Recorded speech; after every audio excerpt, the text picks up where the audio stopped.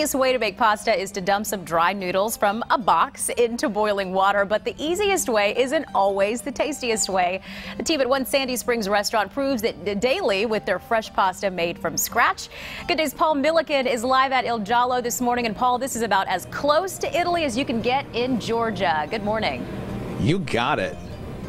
Yeah, good morning to you, and check out this spread right here. I didn't work on New Year's Eve and I didn't work on New Year's Day, so Leonardo here is making sure I get my celebration at Il Giallo. Oh, I love this. This is what you call breakfast right here. Again, we're at Il Giallo in Sandy Springs. Last hour, we had made pasta and it was delicious, but this hour, we're going for the shellfish. Got to get some oysters out. So again, this is Leonardo. How are you, sir? Good to see you. Good morning. So let's talk about Il Giallo. If folks have never been to the restaurant before, what will they find here? Well, besides the great fresh pasta that we're having here and seafood, as Jamie has talked about it, we have great bartenders that work here, and it'll make you feel at home. I love that. Yes. You got to have a good bar in a good restaurant for sure. And it does have a really homey, warm feeling in this restaurant. And your chefs, your team, I mean, these people learned in Italy how to do what they do. Chef Jamie, amazing. Yeah, 5 years that he spent there.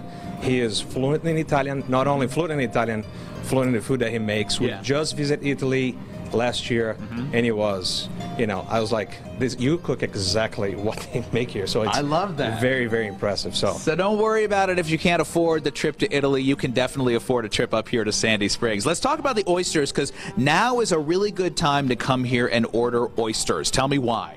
Well, number one, we have that question of what month should you eat oysters. The ones I have it should be the ones because of the cold waters and so on, they're pristine. And some other questions that people have are, how do we know if the oysters are good or not good?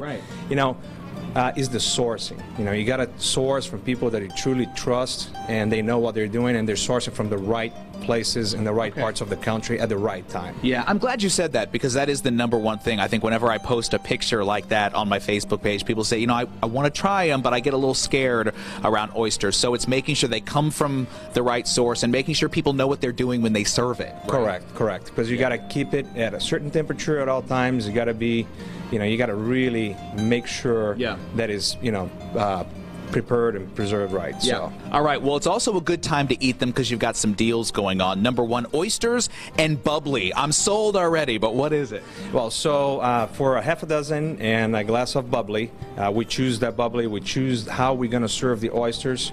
It's for $19, and you enter a raffle to win a trip to New Orleans. And what a place to eat oysters is New Orleans. So no kidding. So with that being said, it's a hotel, the Jung Hotel. We got a couple nights there. VIP tickets to the Oyster Fest in June, and we got some airfare vouchers for those lucky winners. So. All right, sounds like it's time to order some oysters. So, Elise, I didn't pay for these, but I'm just going to assume I've been entered into that raffle. And since it's for two, how do you feel about a trip to New Orleans with your good friend Paul Milliken, huh? I am in. Cheers to that, my friend. Cheers. Oh, those look good. Wow.